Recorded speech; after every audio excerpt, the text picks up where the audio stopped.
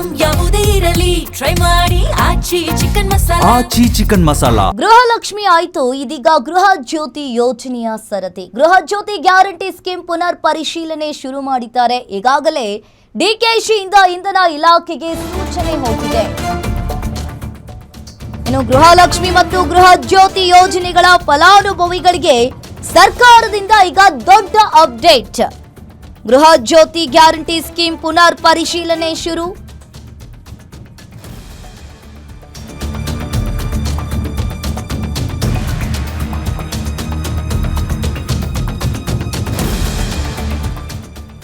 ಗೃಹಲಕ್ಷ್ಮಿ ಆಯ್ತು, ಇದೀಗ ಗೃಹ ಜ್ಯೋತಿ ಯೋಜನೆಯ ಸರದಿ.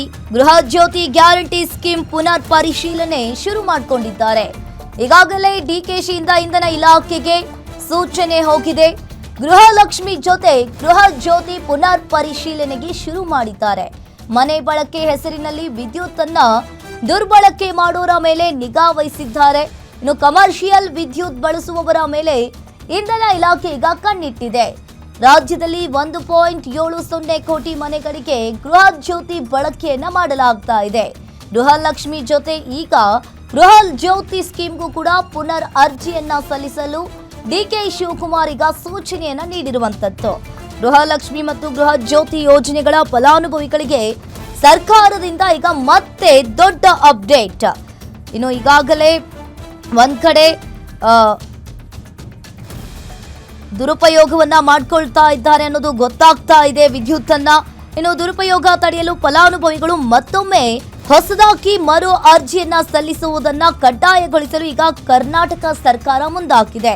ಹಾಗಾದ್ರೆ ಗೃಹಲಕ್ಷ್ಮಿ ಮತ್ತು ಗೃಹ ಜ್ಯೋತಿ ಯೋಜನೆಗಳ ಸೌಲಭ್ಯ ಮುಂದುವರಿಯಬೇಕಾದ್ರೆ ಫಲಾನುಭವಿಗಳು ಸೂಕ್ತ ದಾಖಲೆಗಳೊಂದಿಗೆ ಮತ್ತೆ ಹೊಸದಾಗಿ ಅರ್ಜಿಯನ್ನ ಸಲ್ಲಿಸಬೇಕಾಗುತ್ತೆ. ಯಾಕಂತ ಅಂದ್ರೆ ಈಗ ಗೃಹ ಜ್ಯೋತಿ ಗೃಹಲಕ್ಷ್ಮಿಯ ತರ ಗೃಹ ಜ್ಯೋತಿಯಲ್ಲೂ ಕೂಡ ಈಗ ಸ್ಕ್ಯಾಮ್ ಕೂಡ ಆಗ್ತಾ ಇರುವಂತದ್ದು.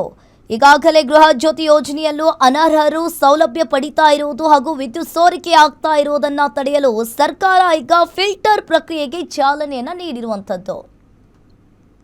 ನಿಜವಾಗ್ಲೂ ಒರಿಜಿನಲ್ ಹೋಗ್ತಾ ಇದೆಯೋ ಇಲ್ಲೊಂದು ಚೆಕ್ ಮಾಡಬೇಕಾಗಿದೆ. ಅದಕ್ಕೆ ಮತ್ತೆ ಅವರು ಅರ್ಜಿಗಳನ್ನು ಕೊಡಬೇಕಾಗ್ತದೆ. ಯಾರು ನಿಲ್ಸಕ್ಕೆ ಹೋಗಲ್ಲ ನಾವು, but they will have to give an application.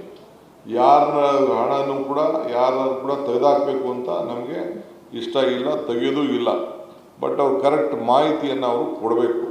ಯಾವ ಬ್ಯಾಂಕಲ್ಲಿ ತೆಗೆದುಕೊಳ್ತಾ ಇದ್ದೀವಿ, ನಮ್ಮ ಕರ್ನಾಟಕದ ಬ್ಯಾಂಕ್ ಹೋಗ್ತಾ ಇದೆಯಾ, ಹೊರಗಡೆ ರಾಜ್ಯಕ್ಕೆ ಹಣ ಹೋಗ್ತಾ ಇದೆಯಾ, ಇಲ್ಲ ಅವ್ರು ಏನಾದ್ರು ಈ ಫೋಜಿ ಸ್ಕೀಮ್ಗಳಲ್ಲಿ ಯಾರು ಲಂಚಕ್ಕೋ ಇಲ್ಲ ಅಂದರೆ ಯಾವುದಾದ್ರು ಒಂದು ಸಾಲ ತೆಗೆದುಕೊಂಡೋದ್ಕೋ ಇಲ್ಲ ಯಾವುದಾದ್ರು ಒಂದು ಸ್ಕೀಮ್ಗೋ ಆ ದುಡ್ಡು ಹೋಗ್ತಾ ಇದೆಯಾ ಅನ್ನೋದೆಲ್ಲ ಕೂಡ ನಮಗೆ ಮಾಹಿತಿ ಬೇಕಾಗ್ತದೆ. ಯಾಕೆಂದರೆ ಅವರು ಬದುಕಲಿ ಅಂಥೇಳಿ ಆರ್ಥಿಕವಾದಂಥ ಶಕ್ತಿ ಸಿಗಬೇಕು, ಅವ್ರಿಗೆ ಕುಟುಂಬಕ್ಕೆ ಅನುಕೂಲ ಆಗಬೇಕು ಅಂಥೇಳಿ ನಾವು ಈ ಗೃಹಲಕ್ಷ್ಮಿ ಕೊಡ್ತಾ ಇದ್ದೀವಿ. ಗೃಹ ಜ್ಯೋತಿಗೂ ಕೂಡ ಅವರು ಅರ್ಜಿಯನ್ನು ಕೊಡಬೇಕು. 1,64,000 ಜನ ಯಾರು ಮನೇಲಿದ್ದಾರೆ ಅವ್ರಿಗೆಲ್ಲ ಕೊಡ್ತಾ ಇದ್ದೀವಿ. ಅವರು ಕೂಡ ಒಬ್ಬೊಬ್ಬರು 5, 6, 7 ಇದಿದೆ ಅವ್ರಿಗೆ. ಅವರೇ ವಾಸ ಇದ್ದಾರಾ, ಬೇರೆ ವಾಸ ಮಾಡ್ತಾ ಇದ್ದಾರಾ, ಯಾರ ಮನೇಲಿ ವಾಸ ಮಾಡ್ತಾರೆ, ನಮ್ಮ ಕರ್ನಾಟಕದವ್ರು ಅಲ್ವಾ, ಅವ್ರ ವ್ಯವಸ್ಥೆ ಏನಿದೆ ಇದನ್ನೆಲ್ಲ ಕೂಡ ನಮಗೆ ಮಾಹಿತಿಯನ್ನು ತಿಳ್ಕೊಳ್ಬೇಕಾಗ್ತದೆ. ಅವರು ಕೂಡ ಗುರುತಿನ ಚೀಟಿ. ಈ ಬಗ್ಗೆ ಹೆಚ್ಚಿನ ಡೀಟೇಲ್ಸ್ ಅನ್ನು ನೀಡ್ತಾರೆ metro bureau head Ullas. Phone ಸಂಪರ್ಕದಲ್ಲಿ ಜಾಯಿನ್ ಆಗಿದ್ದಾರೆ. ಉಲ್ಲಾಸ್, ಈಗ ಗೃಹಲಕ್ಷ್ಮಿ ಆಯಿತು, ಇದೀಗ ಗೃಹ ಜ್ಯೋತಿ ಯೋಜನೆಯ ಸರದಿ. ಈ ಗೃಹ ಜ್ಯೋತಿಯಲ್ಲಿಯೂ ಕೂಡ ಈಗ ಸ್ಕ್ಯಾಮ್ ಕೂಡ ಆಗ್ತಾ ಇರುವಂತದ್ದು ಏನಿದೆ, ಇದ್ರ ಬಗ್ಗೆ ಹೆಚ್ಚಿನ ಡೀಟೇಲ್ಸ್ ಉಲ್ಲಾಸ್.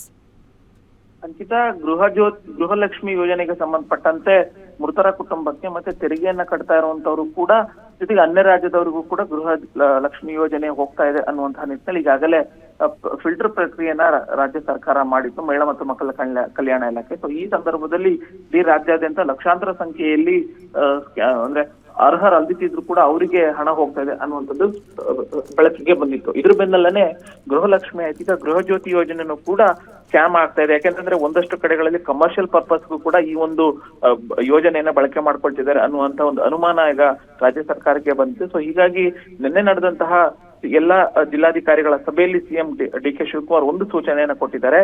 ಯಾರು ಗೃಹ ಜ್ಯೋತಿ ಯೋಜನೆಯನ್ನ ಬಳಕೆ ಮಾಡ್ತಿದ್ದಾರೆ ಅವರು ಮತ್ತೊಮ್ಮೆ ಅರ್ಜಿಯನ್ನ ಸಲ್ಲಿಸಬೇಕಾಗುತ್ತೆ ಅಂತ. ಯಾಕೆಂದ್ರೆ ಇಡೀ ರಾಜ್ಯದಲ್ಲಿ ಸುಮಾರು 1,70,00,000 ಜನ ಗೃಹ ಜ್ಯೋತಿ ಯೋಜನೆಯನ್ನ ಬಳಕೆ ಮಾಡ್ತಿದ್ದಾರೆ. ಆದ್ರೆ ಇವೆಲ್ಲವೂ ಕೂಡ ಕಮರ್ಷಿಯಲ್ ಆಗಿ ಬಳಕೆ ಆಗ್ತಾ ಇದೆ ಅನ್ನುವಂತಹ ಒಂದು ಅನುಮಾನ ವ್ಯಕ್ತವಾಗ್ತಾ ಇದೆ. ಸೊ ಹೀಗಾಗಿ ಯಾರಿಗೆ ಎಕ್ಸಿಸ್ಟಿಂಗ್ ಗೃಹ ಜ್ಯೋತಿ ಯೋಜನೆಯನ್ನು ಬಳಕೆ ಮಾಡ್ತಿದ್ದಾರೆ ಅವರು ಮತ್ತೊಮ್ಮೆ ಅರ್ಜಿಯನ್ನ ಕೊಡಬೇಕು ಅನ್ನುವಂತಹ ಒಂದು ಸೂಚನೆಯನ್ನ ಇಂಧನ ಇಲಾಖೆಗೆ ಡಿ.ಕೆ. ಶಿವಕುಮಾರ್ ಕೊಟ್ಟಿರುವಂತದ್ದು. ಸೊ ಆ ಮೂಲಕ ಸಂಬಂಧಪಟ್ಟಂತ ರಾಜ್ಯದಲ್ಲಿರುವಂತಹ 5 ಎಸ್ಕಾಂಗಳ ಮೂಲಕ ಯಾರ್ಯಾರು ಈಗ ಗೃಹ ಜ್ಯೋತಿ ಯೋಜನೆಯನ್ನ ಪಡ್ಕೊಳ್ತಿದ್ದಾರೆ ಅವರು ಮತ್ತೊಮ್ಮೆ ಅರ್ಜಿಯನ್ನ ಸಲ್ಲಿಕೆ ಮಾಡ್ಬೇಕಾಗತ್ತೆ. ಸೊ ಒಂದ್ ವೇಳೆ ಅರ್ಜಿಯನ್ನ ಸಲ್ಲಿಕೆ ಮಾಡ್ಲಿಲ್ಲ ಅಂತಂದ್ರೆ ಗೃಹ ಜ್ಯೋತಿ ಯೋಜನೆ ರದ್ದಾಗುವಂತ ಸಾಧ್ಯತೆಗಳು ಇರುವಂತದ್ದು. ಅಂಕಿತಾ, ಥ್ಯಾಂಕ್ ಯು ಉಲ್ಲಾಸ್ ನಿಮ್ಮೆಲ್ಲ ಮಾಹಿತಿಗೆ.